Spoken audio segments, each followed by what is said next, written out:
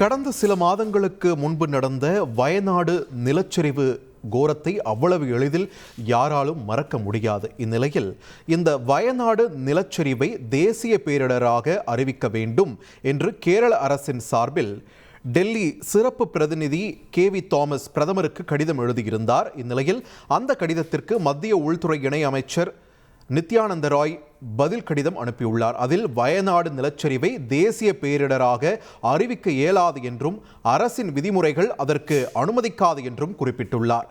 நிலச்சரிவு தொடர்பான முக்கிய பொறுப்பு மாநில அரசையே சாரும் என்றும் அந்த கடிதத்தில் குறிப்பிடப்பட்டுள்ளது. இது தொடர்பான முக்கிய செய்தியை நாம் பார்த்து வருகிறோம்.